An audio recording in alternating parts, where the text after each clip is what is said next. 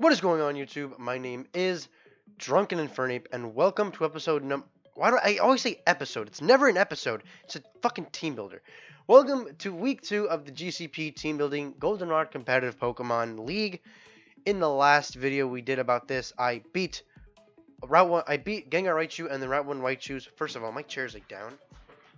There we go. We beat Gengar Raichu and the Route 1 Raichus in week 1, and we're going week 2 against probably the best team in the league, being the Humilau Hustlers, aka my friend Luke.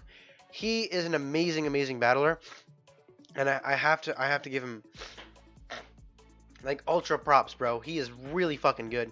He 6-0'd my friend on week 1. He 6-0'd him, which is why you can probably be terrified.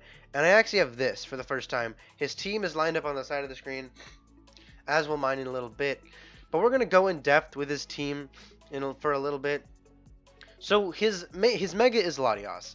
He has a Mega Latios, which is terrifying. Mega Latios is very bulky. It's very attack worthy. It's very speedy. It's basically it's a really good Mega. He does have to Mega Evolve at turn 1 though, which means he cannot just send it out and keep it as Latios. But I actually have Snapple for this fucking recording. That's fucking good. But Latios is definitely scary. He has Scizor, which doesn't really pose a threat to me because of mons like Infernape that I have, which just like mons like Infernape and Donphan just can wreck house on it. And then he has Thundurus. Thundurus is obviously his electric Z move user. Thundurus Therian form, Electrium Z is a nuke, which is why I'm going to be bringing some of the mons that I'm actually bringing this week. So you guys can take a look at that later on. Sylveon. Sylveon doesn't really scare me because of most mons I have in my team. I do have a lot of coverage for Sylveon this week, just in case he does bring it. Next up is Vaporeon. Vaporeon kind of scares me. It's good against Lycanroc. It's good against Donphan. It's good against Infernape. It's good against a lot of things. It does get Ice Beam, which does handle Sceptile, but I do have a way to handle that once again. Piloswine was not his original choice. He recently had Mamoswine, but during drafting, or a couple days after drafting, Mamoswine was moved into the OU tier of Pokemon Sun and Ultra Sun and Moon, so we had to give him a Piloswine instead. He took it willingly, so we let him have it. His next mod is a Moongus, which doesn't really scare me. It can set up Toxic Spikes, Giga Drain, Toxic, shit like that. Toxic is a threat, but this week I'm really not that scared of Toxic. I'm more scared of the mons that he brings, like Arcanine. Arcanine doesn't. No, that's a bad example because Arcanine doesn't really scare me. Primarina. We have mons like Primarina, surprisingly Sceptile, Donphan, Lycanroc, all handle that thing so well and just obliterate it.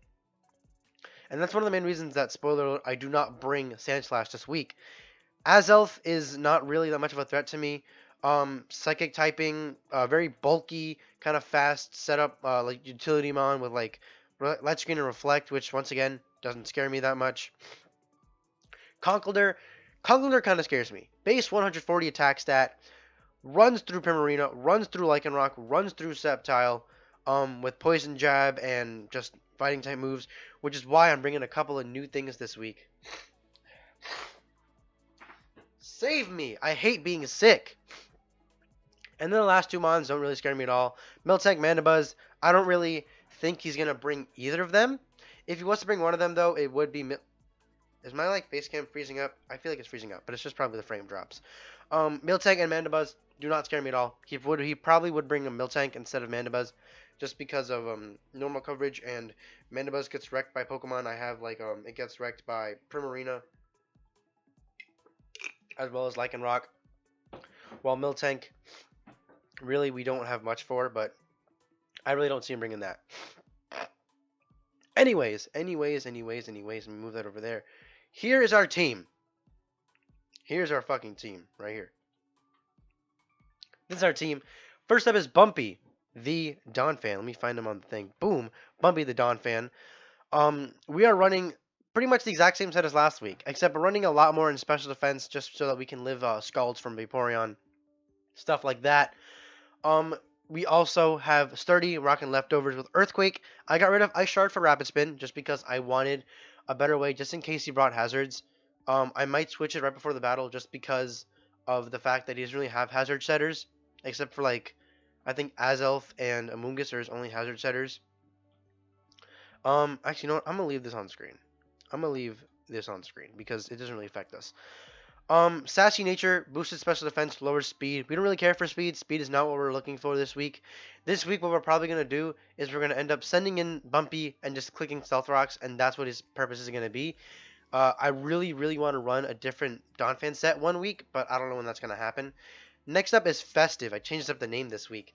It's Festive, the Mega Sceptile, Lightning Rod. I actually didn't give him any IVs, which is weird. I gotta give him Max and Max, and give him. He is going to be Jolly this week. We are running a. Actually, no, I might give him Adamant actually, because we're pretty much speedy as it is. I'll give him Adamant. There we go. Our Adamant natured, max attack, max speed, Mega Sceptile, Lightning Rod ability with Leaf Blade, Dragon Claw, Iron Tail, and Hone Claws. Hone Claws is there for me to basically boost up my accuracy. I have Iron Tail to handle things like Sylveon.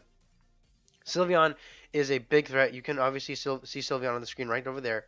But Sylveon is a huge threat to me, mostly because it can rip through some of my team members with like Choice Specs, Hyper Voice, with Pixelate. And by me setting up one singular Hone Claws while Sylveon is not in, means that Iron Tail is a 100% hit. And at +1, an Iron Tail OHKOs Sylveon, even if it's max defense, I'm +1, it obliterates it, which is why I'm Adamant too. Lightning Rod, this Mon has so many purposes. I cannot let Mega Sceptile go down in the beginning of the match. If Mega Sceptile dies in the first couple of turns, I'm going to begin to panic, because Sceptile's main purpose is to get in there for a free switch, which is why some of my other Mons have a little thing you guys are going to worry about. Don't worry about that.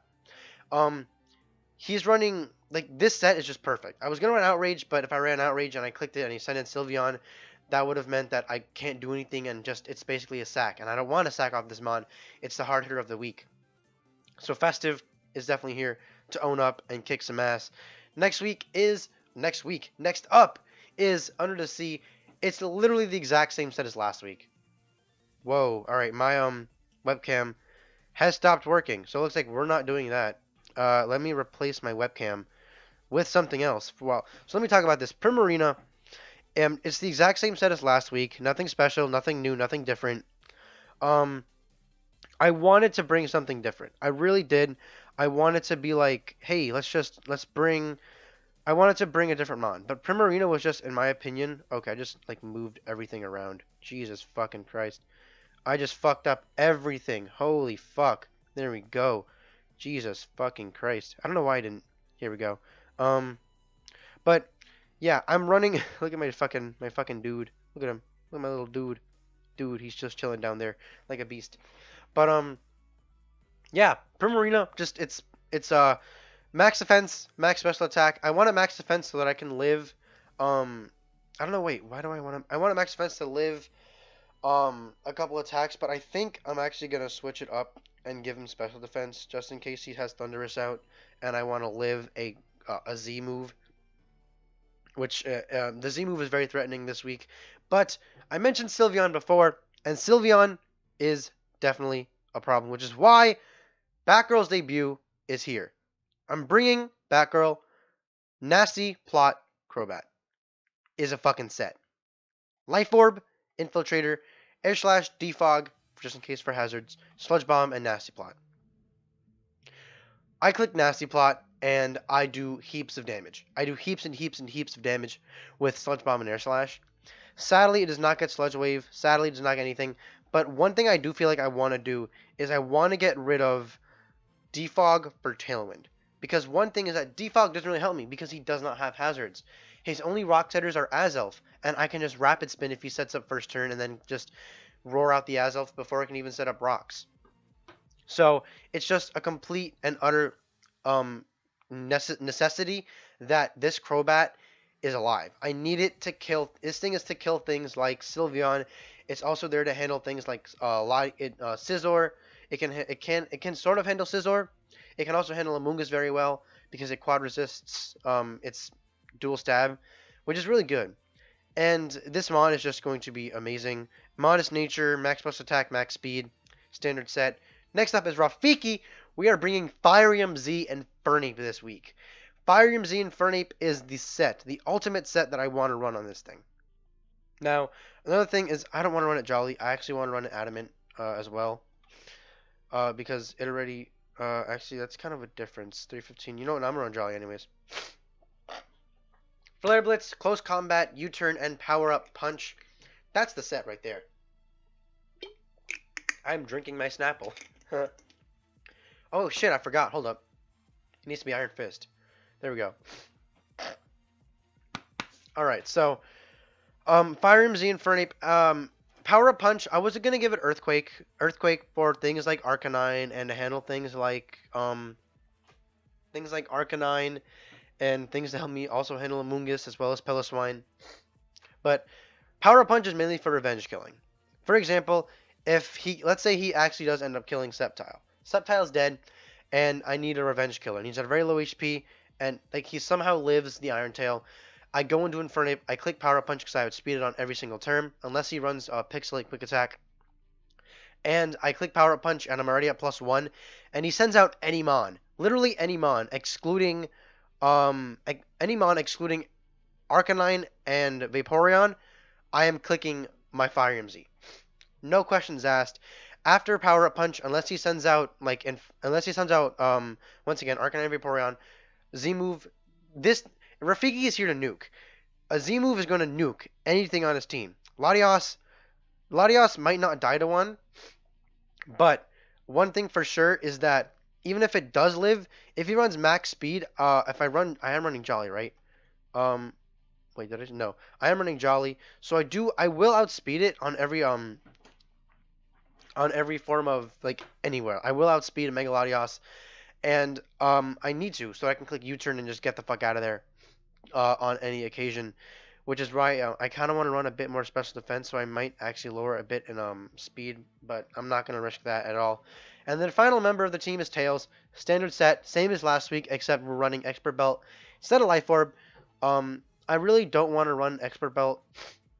Another thing would be, I actually was thinking of running this. Where is it? Where's the fucking... I might run this instead. I don't know where it is. The Stone Plate, because Stone Plate does help, because I've noticed that by looking at his team, super effective attacks. Also, Stone Plate boosted by 1. It does the exact same thing. It just Drill Run is mainly there for Arcanine. But why would I run Drill Run for Arcanine if I can just click Stone Edge or Accel Rock? And Stone Plate is just the same thing. It just boosts up my stab moves instead of my super effective moves. So I feel like it's just a better thing indeed. I'm running Rock Polish just in case I have a free turn. If he has Arcanine out, I'll click Rock Polish because he has to switch out because I just kill him. It's a hard counter. Tails, this Lycanroc is just a hard counter to things like Arcanine and Miltank.